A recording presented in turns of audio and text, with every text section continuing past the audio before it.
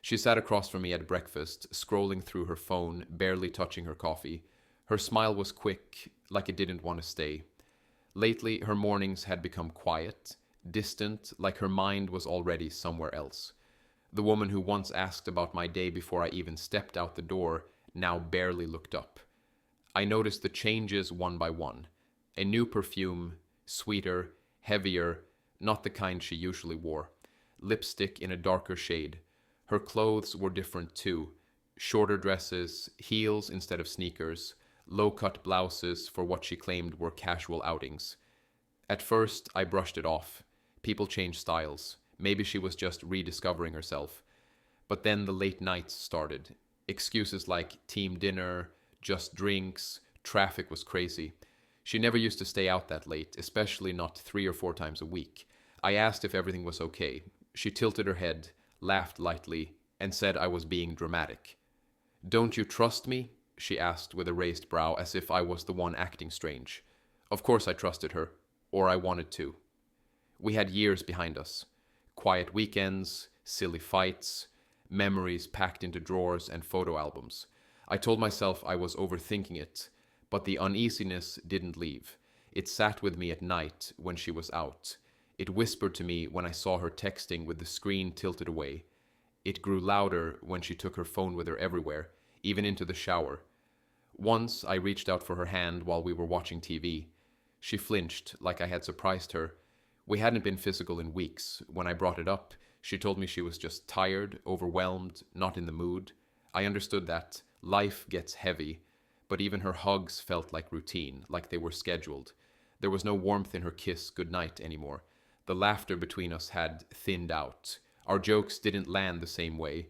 She looked past me, not at me.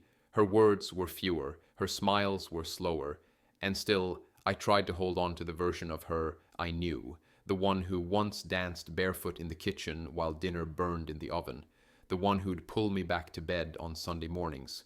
I kept looking for that woman in the one who sat across from me now, tapping her nails on the table while texting someone else.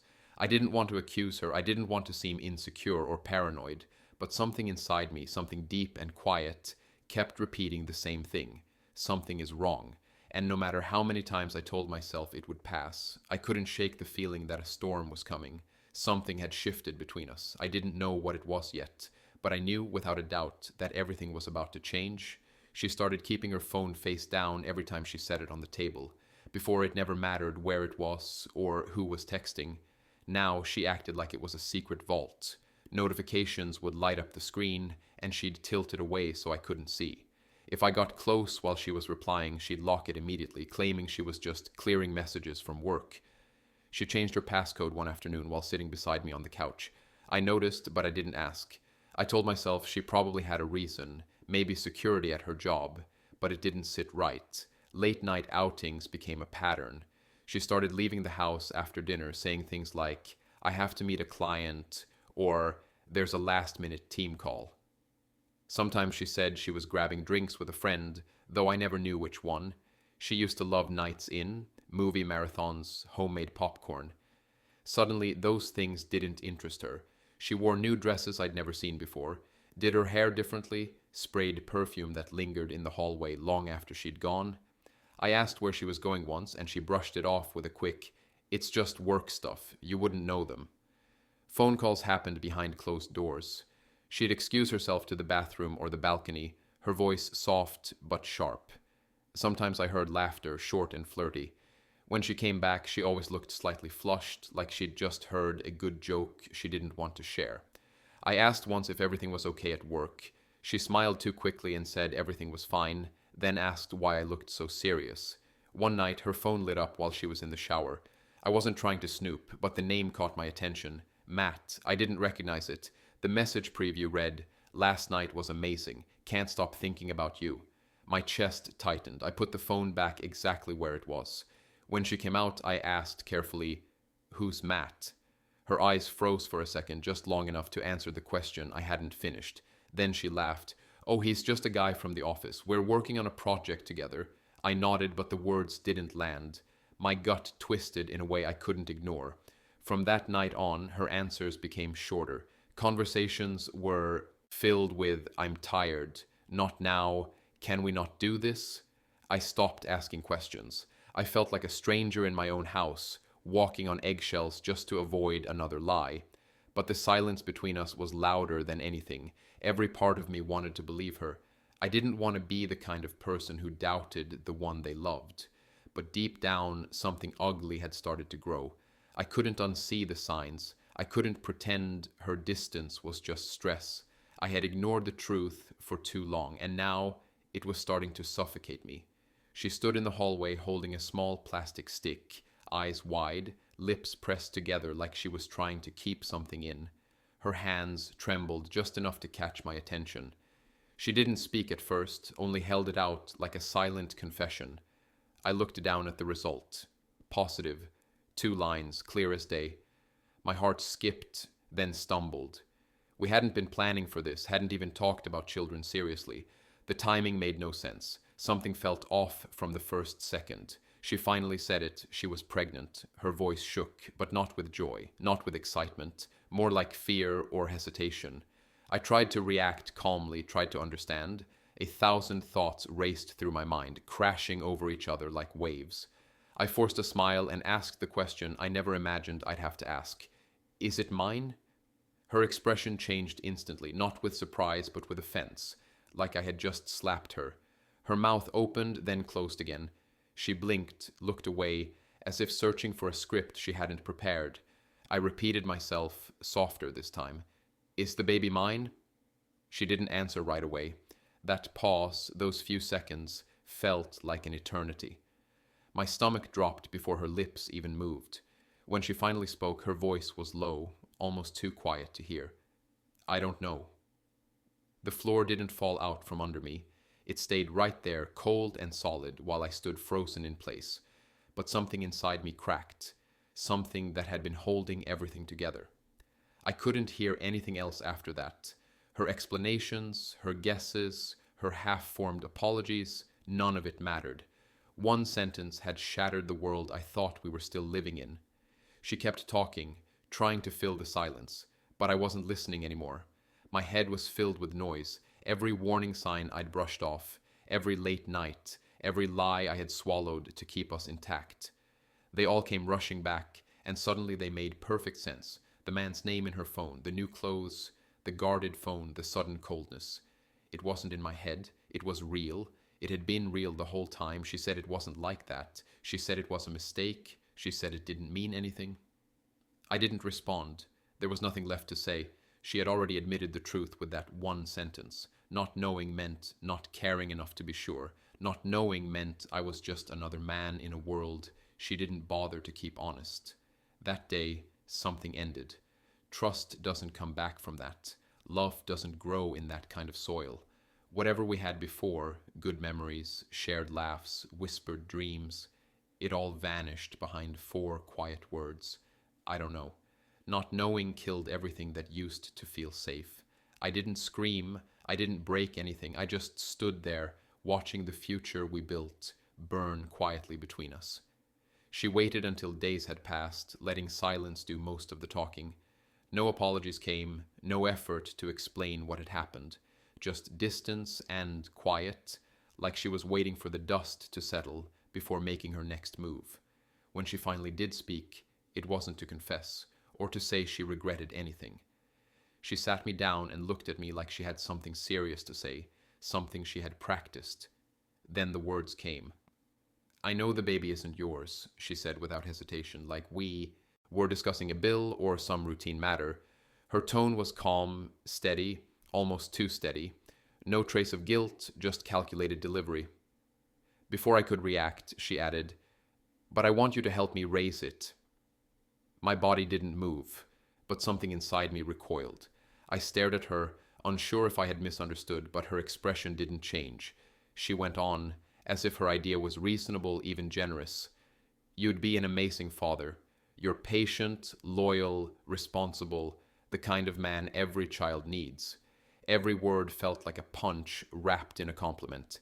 She wasn't asking out of love. She was assigning a role, like I was being recruited to clean up a mess I didn't make. She talked about stability, about how the baby would need someone dependable. She said I had a good heart, that I was solid. Her words were dressed in flattery, but all I heard was convenience. To her, I was a solution, not a husband, a support system, not a partner.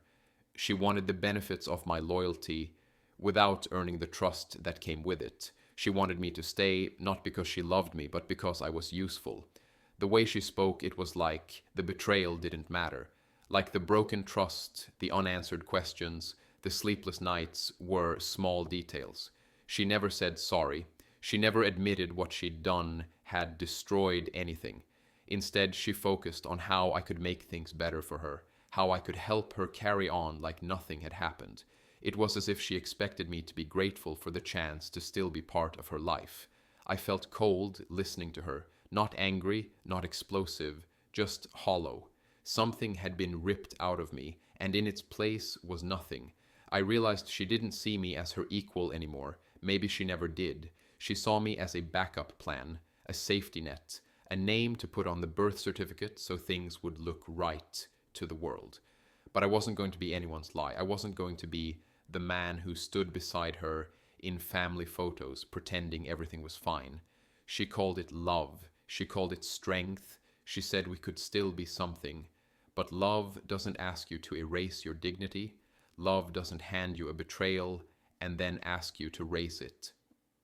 I stood still while she kept talking, trying to paint a future that no longer existed. Every word she spoke sounded like a script, written to convince me I could still belong in her story. But the story was finished. Whatever book we were writing together had already ended, and I was just staring at the blank pages that followed. I didn't argue, didn't ask more questions, didn't demand reasons. Her choices had said enough. Her voice faded into the background, like a distant radio playing a song I didn't recognize anymore. I turned away without saying a word. Quiet footsteps carried me down the hall, where everything we once shared still sat untouched. A framed photo of us smiling at the beach leaned slightly on the shelf. I didn't look at it. I didn't touch it. I went to the closet and pulled out a bag, not rushed, not panicked, just steady. One shirt, then another, a pair of shoes, my watch, toothbrush, just the basics. I wasn't thinking about where I was going. I just knew I couldn't stay. She didn't follow me at first. When she finally appeared at the door, her voice cracked. Her words came fast, emotional, desperate. She said she made a mistake, that she never meant to hurt me, that she needed me. But she never said the one thing I needed to hear. She never admitted she had destroyed everything. She never owned the betrayal. No confession, no remorse, only fear of being left alone. I looked at her face and saw someone I didn't recognize. Not the woman I fell in love with, not the one I planned a life with. That person was gone, replaced by someone who could lie for months and still ask for more. She begged me to stay, asked me to think about the baby, about our home. She cried and clutched at my arm, but it felt hollow, like a performance for an audience that wasn't clapping anymore. I didn't yell, I didn't accuse, I didn't ask her why. I didn't need more lies, more excuses, more carefully crafted stories. I zipped up the bag and walked past her without flinching. Her voice shook behind me. She said we could fix it. She said love was worth fighting for. But what she gave me wasn't love. It was betrayal in disguise, wrapped in sweet words that meant nothing now. The next morning I sat quietly across from a lawyer, listening to words I never thought I'd hear. Petition, separation, division of assets, my name, her name, legal terms that turned years of memories into documents and signatures. I signed without hesitation. The pen didn't shake in my hand. That same day, she called again, left messages filled with regret, said she missed me, said we could make it work. I listened once, then I deleted them all. I didn't leave because I stopped loving her. I left because I finally started loving myself enough to walk away. The documents came in a plain envelope, nothing dramatic, just paper and proof. The investigator had done exactly what I asked. The name at the top of the report confirmed what I already suspected. The man she had been texting, the one who sent late-night messages, the one she swore was just a colleague, he was the father. Every unanswered question, every lie she'd told, every shift in her behavior suddenly lined up perfectly. She hadn't just been careless, she had been consistent, rehearsed, calculated. They met nearly a year ago during one of her out-of-town conferences. It didn't take long for their messages to turn flirty, then romantic, then explicit. The investigator traced their meetings, pulled call logs, collected photos, hotel receipts, lunch bookings, even a shared Airbnb. She had taken him to places we once loved, used the same words, mirrored the same gestures. She recycled everything, memories I thought were unique, special, like they were props in her new life. One of the photos showed them together at my family's lake house, the one my father built with his own hands. She'd taken him there like it meant nothing. That house held years of summers, barbecues, birthdays, and laughter. Now it was just another place she had poisoned. They smiled in the photo like they were proud of their secret, arms wrapped around each other, sunglasses hiding nothing. The man didn't look nervous or guilty. He looked comfortable, like he belonged there. My stomach turned, but I didn't react. No shouting, no emotional spiral, just a cold, steady resolve. She had replaced me long before the truth came out. Her new world had been built piece by piece behind my back, while she smiled to my face. The investigator even found a few social media posts, subtle but obvious in hindsight, cropped photos, identical locations, captioned in ways that seemed harmless until you knew what to look for. The signs had been everywhere. I had just refused to see them. I didn't confront her. I didn't throw the papers in her face. I didn't ask for another explanation because I already had more than enough. There was no need for a scene, no benefit in shouting the truth at someone who would only twist it.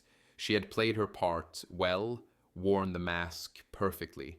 But now the mask was off, and I had no intention of warning her that I'd seen beneath it. I stayed silent, not because I was weak, but because silence was stronger than rage. She expected anger, maybe even forgiveness, but not this. I was patient, I waited.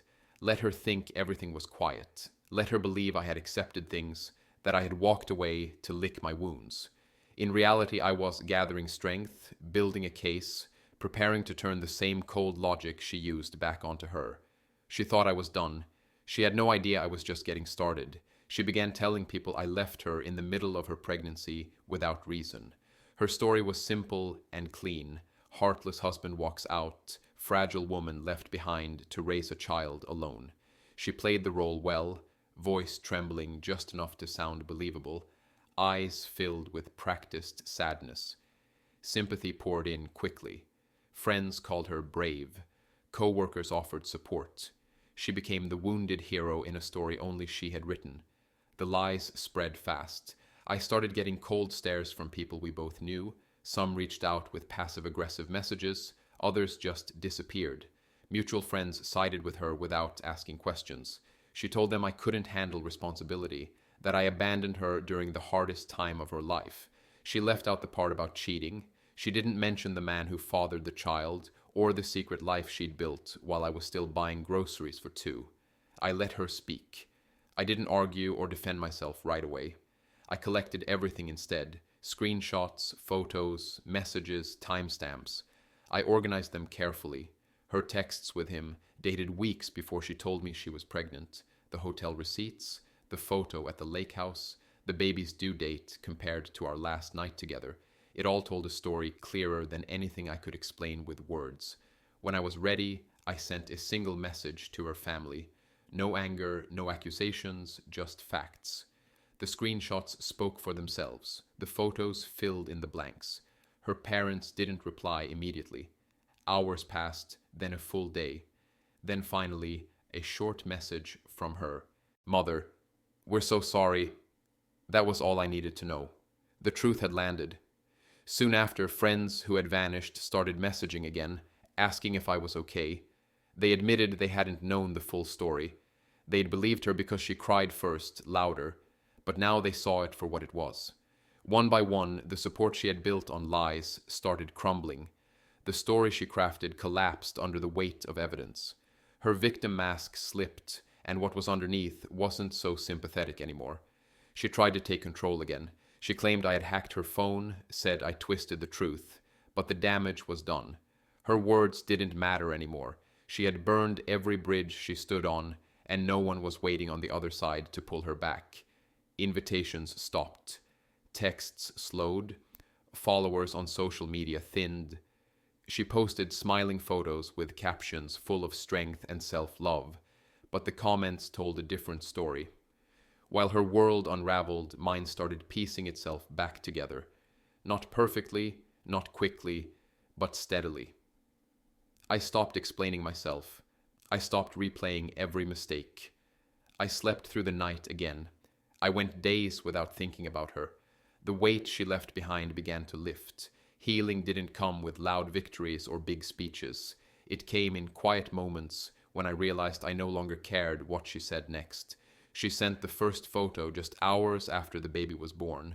A quiet notification, a name I hadn't saved anymore, followed by an image of her holding a newborn, wrapped in soft blue fabric, tiny fingers curled against her chest. The caption read, "He's beautiful, isn't he? Wish you were here." There was no anger, no guilt, just a soft attempt at pulling me back into her world. The message felt carefully crafted, like bait laid gently in an open hand. Another message followed, short, hopeful. "You should meet him. We named him Lucas." A name we had once talked about when everything still felt real. She was trying to blur the lines between what had happened and what she wanted me to pretend hadn't. I stared at the message and said nothing. No reply, no congratulations, no emotion left to give. A few days later, another message came. He left. I didn't expect it, but he's gone. No name, no explanation, but I knew exactly who she meant. The man she had risked everything for had disappeared the moment responsibility arrived. She was left to pick up the pieces, standing in the wreckage of a life she'd chosen.